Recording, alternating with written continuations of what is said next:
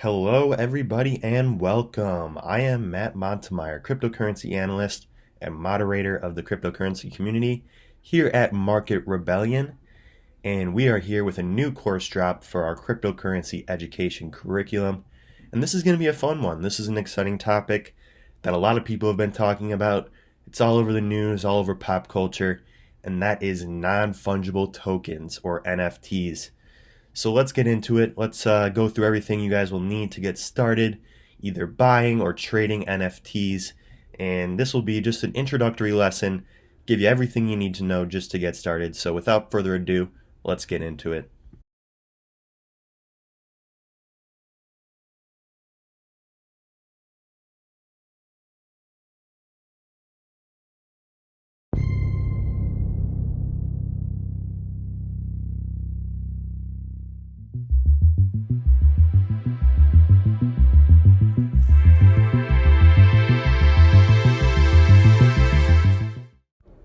Before we even dive into talking about what NFTs are, and I will get there, let's first talk about the crypto environment and what sort of environmental conditions led to such a parabolic rise in the price of these assets and to the adoption and creation of NFTs. So 2020 was a weird year to say the very least, and there's really no doubt about the fact that it changed the way we live our day-to-day lives.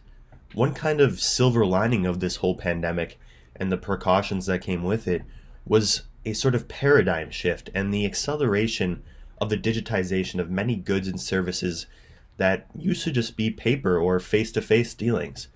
And a large benefactor of that was the cryptocurrency sector. Obviously, we saw the digitization of many financial services, and that's why we saw a boom in DeFi. But now we're seeing a kind of digitization of goods as well. And that's where NFTs come into play. And of course, it really helped that at the start of 2021, we saw new all-time highs in both Bitcoin and Ethereum as Bitcoin climbed above 58K and Ethereum climbed above 2K. It sort of allowed for all this innovation in the cryptocurrency space to take place as big names and institutions started speculating on cryptocurrency. So now that we've established the sort of conditions that allowed this NFT speculation to begin, let's sort of get into the nitty-gritty and start defining what exactly an NFT or non-fungible token is. So as I just said, an NFT stands for a non-fungible token. But that probably doesn't help too much, so let me elaborate. A non-fungible token is something that is unique and cannot be replaced. For example, a Bitcoin is actually fungible because you can exchange your one Bitcoin for another Bitcoin of the exact same value. You'll be right back where you started off. So unlike Bitcoin or Ethereum or other cryptocurrencies in general, NFTs cannot be traded or exchanged at equivalency because they are truly unique. And one thing I like to kind of think of as a comparison, a lot of people compare it to art, but I like to think of it as comparing it to trading cards, which is another hobby that really boomed in 2020. And it's a hobby that I participate in as well. So think of an NFT as like a one-of-one trading card. There are other cards out there with value, but there are none like your one-of-one card. So here on the right, I have a Justin Herbert Blue Mosaic PSA 10. This is a one-of-one card. There are other Justin Herbert cards out there, but none that are exactly like this one. So it is unique. It is the only one in the world like it. And this is kind of the principle that drives NFTs. So let's get into sort of the applications and how it's being applied so far. One of the beautiful things about NFTs is that they can essentially be created to represent anything digital. So we've seen NFTs represent art, music, videos, collectibles, in-game items, or even a combination of any of these categories. And NFTs can be created in a number of ways. So their distinct construction has the potential to serve any number of these use cases. For example, they're an ideal vehicle to digitally represent physical assets like real estate and artwork. One that I'm going to talk about a little bit later, Mana or Decentraland, is an example of this. Also, most NFTs are created on the Ethereum blockchain, like Mana, but they can exist on others as well. And it's definitely worth noting that Ethereum plays a large role in this creation and this boom of NFTs because it's the perfect blockchain that allows innovation and kind of flexibility for the developers to do whatever they want and apply this in all sorts of ways. And because they're based on blockchains like Ethereum, they can also be used to remove intermediaries and connect artists directly with their customers. So we've seen Kings of Leon do this recently. Other musicians have done this as well. So it's really interesting, and the applications are essentially endless depending on how it's constructed. This is just a broad overview of some of the categories. So now let's take a more in-depth look at some of the more recent and interesting applications of NFTs. Some of you might be noting that this idea of digitally representing physical assets isn't a new one. But when NFTs take these principles and combine them with the tamper-resistant elements of the ERC20 or Ethereum blockchain, then they become a potent force of change. And one of the most obvious benefits of NFTs is market efficiency. The conversion of a physical asset into a digital one streamlines processes and removes intermediaries. So NFTs representing digital or physical artwork on a blockchain removes the need for agents and allows artists to connect directly with their audiences. One sale of an NFT that's recently been making headlines is a virtual piece of art from the artist Beeple. And just this month, in March of 2021, his piece, titled Every Days, the First 5,000 Days, sold for a whopping $60 million at auction. And this is a massive sale that puts it in the league of traditional art pieces like the works of Pablo Picasso or Andy Warhol. So very interesting valuation of this piece of art. Beeple's a prominent artist. He's made other works, so this isn't his first venture into the digital art space, but this is by far his largest sale and a very significant step for NFTs. One thing that sets NFTs apart from the rest of the cryptocurrency industry is that there's actually really two main ways to get exposure to them. Most assets, you can just speculate on the underlying asset, but with NFTs, you can purchase outright a piece of digital art or a digital collectible, and that is a way to get exposure to NFTs. You can speculate on the value of these digital items in the same way a art collector speculates on the value of their own art. I've seen a lot of people going on Nifty Gateway and buying pieces of art by famous musicians or even famous artists. Grimes sold a little music video. It's a 50-second video for, I think, $300,000. So there's a lot of people speculating on the value of this digital art. It's really a unique time, and it's kind of finding its niche, but that doesn't mean there isn't value there. So direct exposure is one way. Another great form of direct exposure, a very popular form of direct exposure, is NBA Top Shots. This is a recent development of Dapper Labs. They got some licensing agreement with the NBA, allowing them to use footage from NBA games of NBA players, prominently superstars, and you can buy a sort of moment that is guaranteed scarce and has a speculative value. So some moments of LeBron James dunking or Steph Curry hitting a three-pointer in the NBA Finals, those have a lot of value. They're rare moments. They limited the number of production of these NBA Top Shots, thus giving them a sort of speculative value. And this market is recently boomed, but it's actually not Dapper Labs' first venture into NFTs. Perhaps the most famous ever application of NFTs was all the way back in 2017. And this is one that CJ and I used to kind of speculate on when we were in college, because it was kind of all the rage back then if you were in crypto, and that is Crypto Kitties.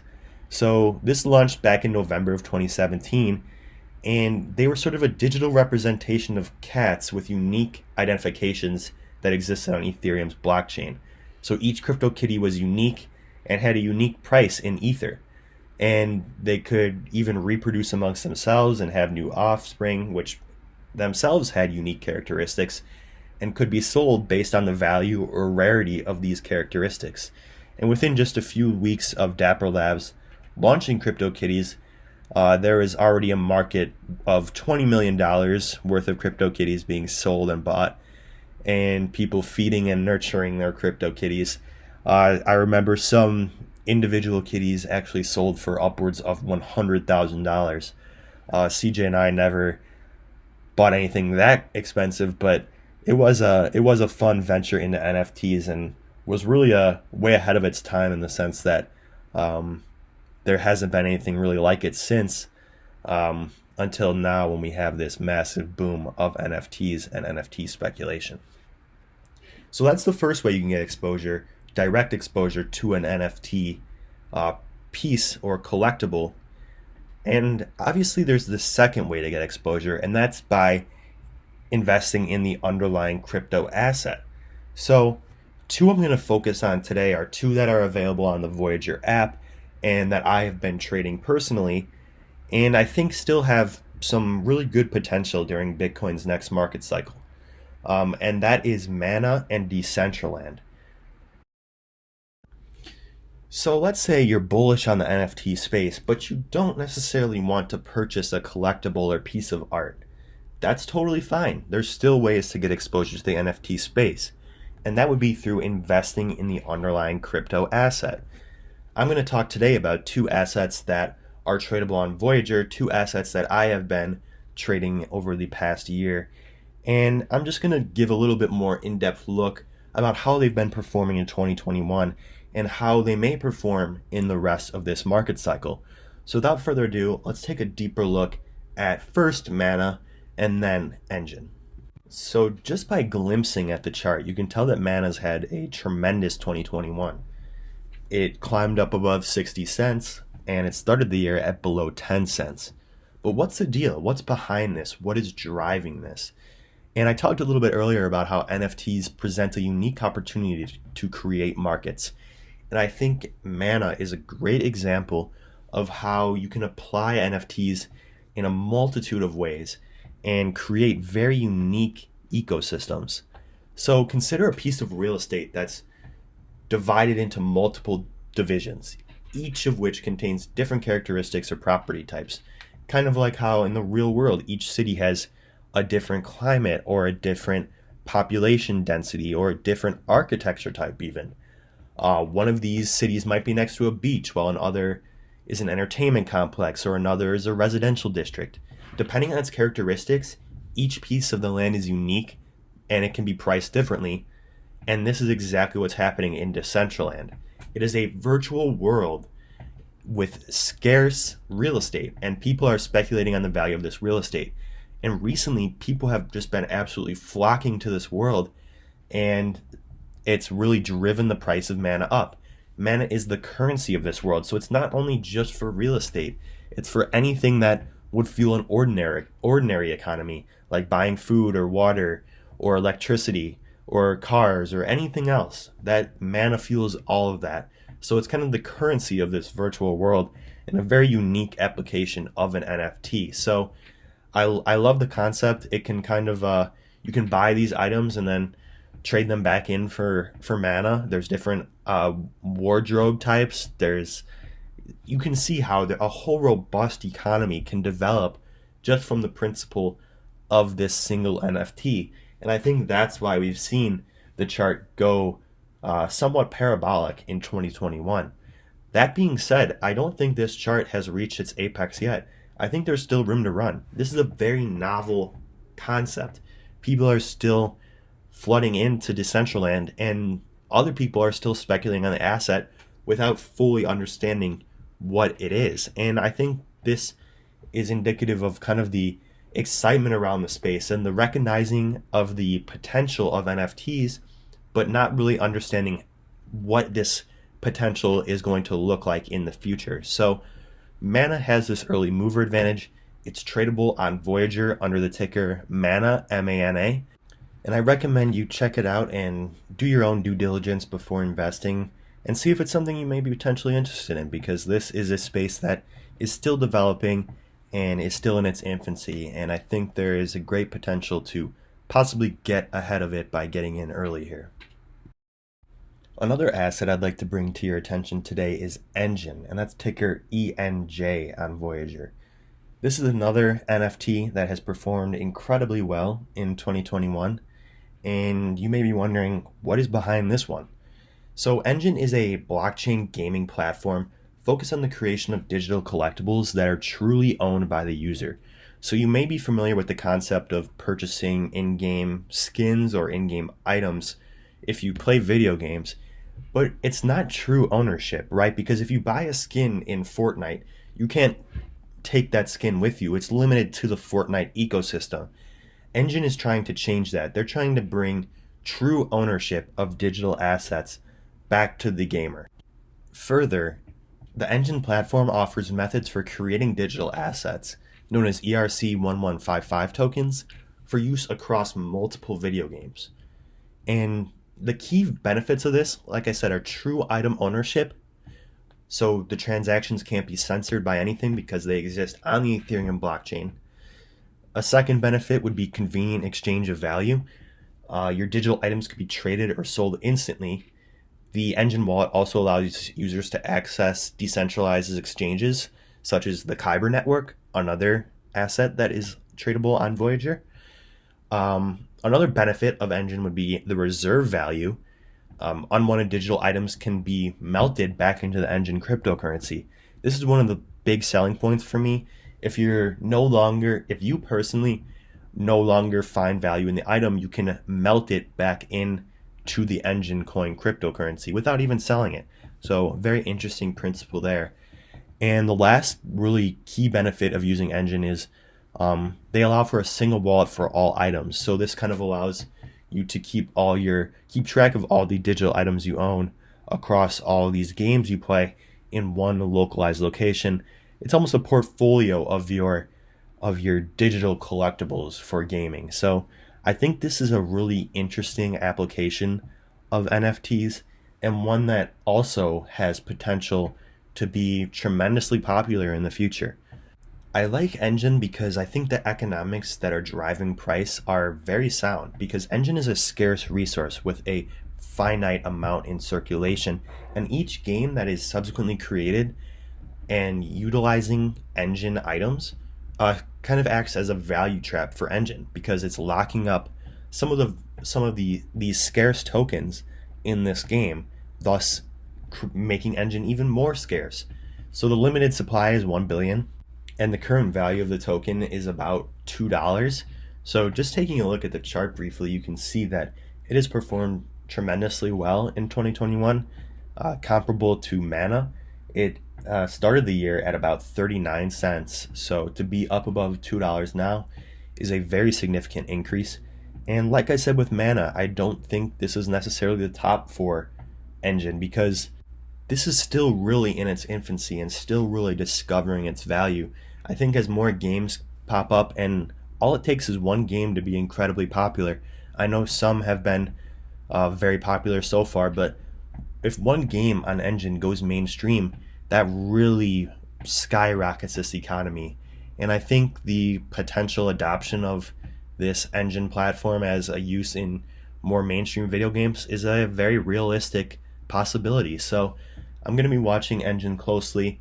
It's one that I think can be driven by news-related events, but like I said earlier, the economics behind Engine I think are very sound, and I think it's going to just continue to increase in value as video game developers continue to develop games on the Engine platform, and as people continue to speculate on the future value of this asset.